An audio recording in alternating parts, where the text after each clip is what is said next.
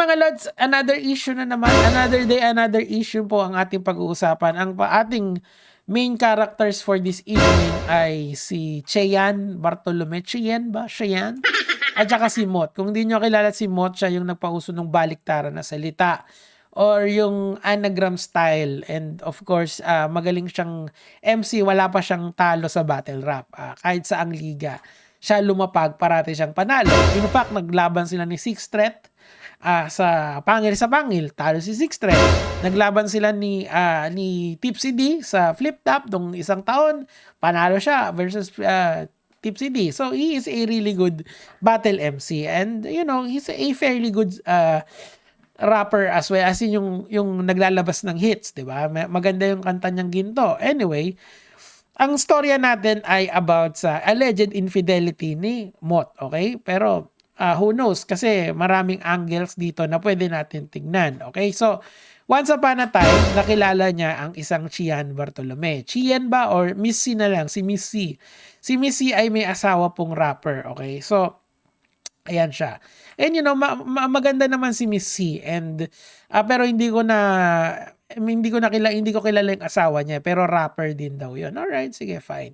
Now, nag-message daw allegedly si Mot sa kanya through an IG. In fact, pinakita niya na meron pang video call. Ito, ayan oh. Si Mot yan.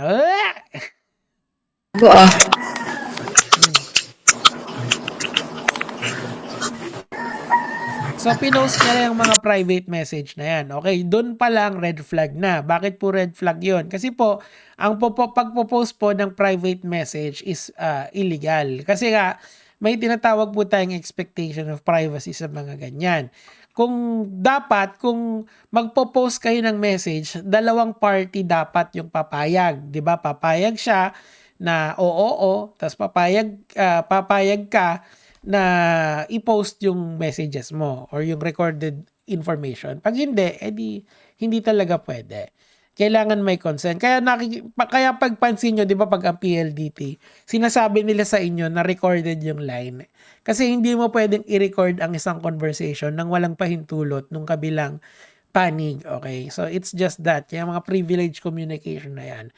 So, basic na basic yan. Dapat alam nating lahat yan, lalo na sa modernong panahon. Pero, ang pinopoint out nito, si Mot daw talaga tong kausap niya. Okay, pero that is not sure. Bakit? Kasi po, isa po itong allegation.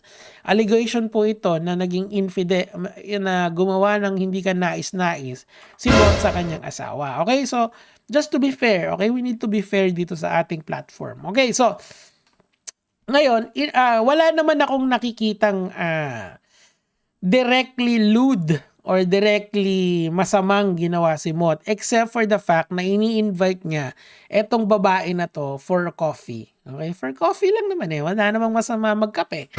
O bakit? Ang masama, uminom ka ng 100 kape, yun. Wala. Hindi ka na matutulog nun pagka ganun karami. That's the point that I'm trying to build up here. Now, eto pa, meron pa siyang mga allegation. Nagpasensya yung asawa pero yung champ niyong humble facade, good father sa internet, ang taas ng ihe. Maybe sa kanta, pakikinggan niya yung galit namin. Okay, so gumawa pa sila ng diss track kay Mot, diba? So, nice. Hindi na natin ipopromote yan. Bahala na kayong maghanap kung nasan yun. Pero ang point dito kasi, parang ginawa nilang stepping stone yung issue para dun sa mga hinanakit nila, gripes nila kay Mot, and then yung ayun niya gumawa rin ng issue na ganito. Pero ang point dapat kasi ng ganito, ayan Mot Thomas, paisa lang tang ina ka. Ang dami mong inabala sa amin, accountability ang hinihingi namin sa iyo. Ate, sorry to say, accountability kasi hindi yan natatagpuan sa internet. I know these things are frustrating. Tama, 'di ba? Frustrating 'to eh.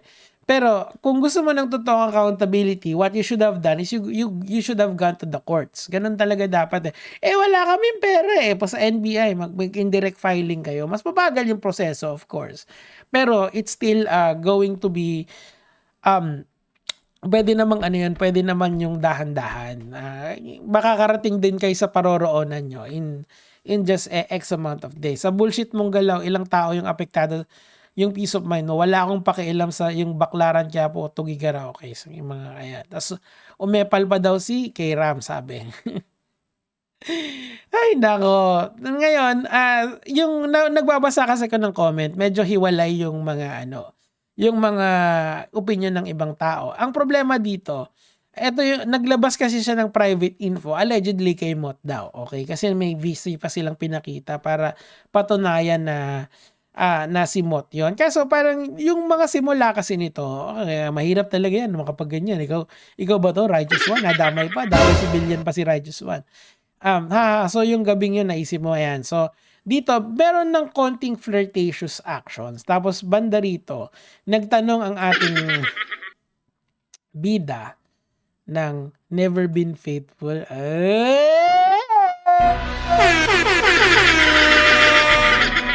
Bolero ka pala, Chaba.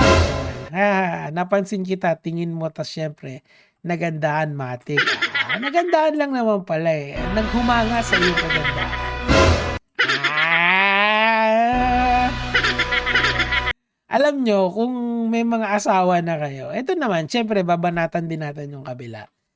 Meron ako nabasa sa comment eh, ang baliktad ng tapat ay tapat pa rin. Balibaliktarin mo yan. Dapat, kung nasa isang relasyon ka, well, dapat doon ka lang. Hindi na, nakakagulat kasi I've known Mot for a very long time. First time kong nakita ng issue na ganito sa kanya. Di ba? Ano ba yan?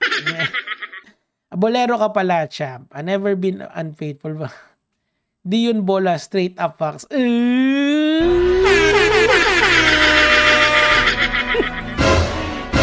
Hindi pala. Real talk pala yun. Real talk, ang ganda mo. Real talk, I love you po. Excuse mo. Depende sa'yo. Ikaw, hindi niya yata nababasa. Teka lang, dito natin ilagay. Iyon. Dito. Iyon. Depende sa yan. Ikaw ang gagawa ng paraan. Uubra ka naman. Ano ito? Sundukan ba ito? Uubra ka naman ba? Battle rap ba ito? 3 rounds? 3 oras? 6 na tuktok? Kung yayayain kita ng ganon, kape at tambay lang pala. Pucha, alam mo kung saan masarap magkape tumambay? Sa Lamay.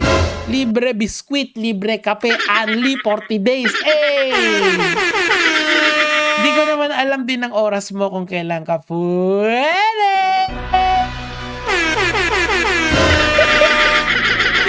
Namiss ko yung mga ganitong content, no? Yung chill lang tayo, no? Pero, well,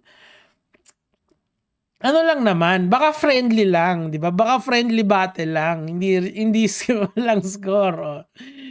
Eto na yun. Kung saan pwede magkape, dito na lang tayo sa pwesto namin, kaso saan tatambay, ganon. Bawal makita ng mga tao. Bawal makita ng tao. Siyempre. Hindi, baka kasi baka makilala eh. Siyempre, ayaw nyo naman picture. Lapit lang pala. Patingin ng mukha mo, sabog ka naman eh. Sa busy na lang para kita rin kita. Na-set up Na-set up ang kanyang get up. Paano kung yung style mo nang yung idol gamitin ko ano yan? Holo gamit. Kita mo to? Ay, nako. Pwede naman magkita. Kita mo to, kita mo ko. Ay! Sige, nakasasakyan naman ako. Ang galing naman ni Idol. Idol, pwede pa picture? Di ba? Nakasasakyan na. Well, ganun talaga. Baka naman kasi friendly lang. Ano ba naman kayo? Baka naman lang. Okay, tuloy natin. Anong trip mong kape para orderin ko bago ka pa dumating? Caramel macchiato lang. So nagkita sila. Caramel macchiato lang pala. Kita mo to, caramel macchiato. Ay, nako, gagamitin na namang angle to ng mga battle MC, di ba? Pero ewan ko lang kung papayag si Enigma, 'di ba? Kasi si Enigma kasi ayaw niya ng drama sa kanyang liga. Okay. Alam mo na yun, lalaki natural lang hinahanap din ganun. Ano ba? Teka, nawala. Nawala yung tugtog ko. Nawala, oh. Ayun. Sa babae din naman pero depende sa pagbibigyan. Ano ba favorite mo sa ganun? Pwede malaman. Kailangan maingat. Gusto, gusto ko rin miso. Ay. Ayan, oh. Ano to? Wet Machuen po late game. May pawiwawi. Pwede naman need din ng CP sa work ko. Dito sa okay. Gigil lang. Naman. Gigil ka, idol Idol, pwede ba picture? Di ba gigil ka? Gano'n. Ay, nako. This is so fun, bro. Gigil. Okay. Mahilig ka sa malalaki Mas prefer ko yung booty kaysa sa boobs. Hindi kasi mabuting tao siya, kaya ayaw niya sa os-us. Kasi ang os-us, masama yun. Pero pang booty, mabuti.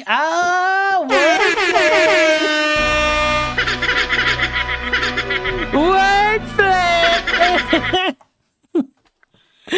Ayaw niya sa boobies kasi osus masama. Pero gusto niya sa booty kasi mabuti. Ikaw ba ayaw mo ng malaki? Malaki ba yan? Tingnan natin. Ay, tapos na. Ano to? Ito na yan. Grit pow. Kaya ito na yan. Ay, putya, wala tayong magagawa. Nag-release pa ng sa dulo may diss track. Putang ina. Ito na yan Merong pangalan ng takot na magpakilala. Di naman lahat ng kinamayan. Putang yung mga tao na at least kumikita sila. Yan ang importante. Kumita kayo. Ako rin kikita ako. Maraming salamat sa donation. So ano ang moral lesson natin dito? Wala naman. Kita mo to? Mabuti. Yeah! Ayun lang. Gagawin mga lads.